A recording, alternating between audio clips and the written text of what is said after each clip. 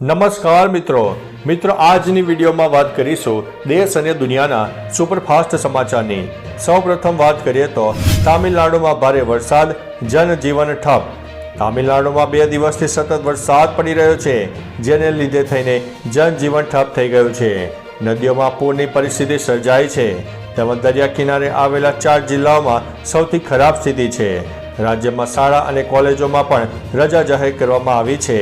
સાવચેતીના પગલે NDRFના 250થી વધુ જવાનોને સ્ટેન્ડ બાય રખાયા છે, તેમજ 7500થી વધુ લોકોને સલામત સ્થળે ખસેડાયા છે।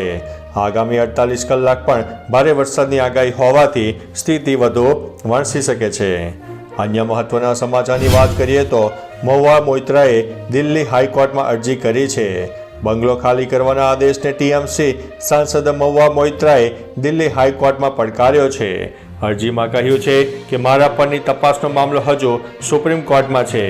આમ ડિરેક્ટર ઓફ એસ્ટેટનો 11 ડિસેમ્બરનો આદેશ રદ કરવામાં આવે અથવા તો વૈકલ્પિક રીતે મને 2024ના લોકસભાના પરિણામો સુધી રહેવાની મંજૂરી મળે, કારણ કે મારી પાસે રહેઠાણ દિલ્હીમાં અન્ય કોઈ વિકલ્પ નથી। સંસદમાં પૈસા લઈને પ્રશ્ન પૂછવા અંગે સાંસદ પર કેસ ચાલી રહ્યો છે। અન્ય મહત્વના સમાચારની વાત કરીએ તો અભિનેત્રી દિલ્હી હાઈકોર્ટના શરણે પહોંચી છે। અભિનેત્રી જેકલિન ફર્નાન્ડીઝે દિલ્હી હાઈકોર્ટમાં અરજી કરી છે।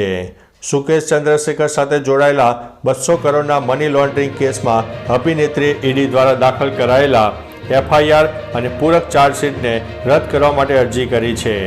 અરજીમાં કહેવામાં આવ્યું છે કે આ કેસમાં જેકલિનની કોઈ ભૂમિકા નથી અને તેની સામે ભેદભાવપૂર્ણ કાર્યવાહી કરવામાં આવી રહી છે। અન્ય મહત્વના સમાચારની વાત કરીએ તો આનંદના સમાચાર, ચોખા થશે સસ્તા। કેન્દ્ર સરકારે વધતા જતા ચોખાના ભાવ પર અંકુશ લગાવવા રાઈસ કંપનીઓને ફટકાર લગાવી હતી। કેન્દ્રના ખાદ્ય અને સાર્વજનિક વિતરણ વિભાગના સચિવ સંજીવ ચોપડાએ બાસમતી ચોખાના મૂલ્યાંકન માટે એક બેઠક બોલાવી હતી, જેમાં ભાવ ઘટાડાનો આદેશ આપવામાં આવ્યો હતો।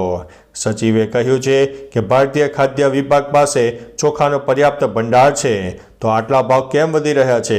આમ આવનારા સમયમાં ચોખાના ભાવમાં ઘટાડો થાય તેવા એંધાણ છે। તો ચાલો મિત્રો, ફરીથી દેશ અને દુનિયાના સુપરફાસ્ટ સમાચાર લઈને મળતા રહીશો। ત્યાં સુધી અમને રજા આપશો। નમસ્તે।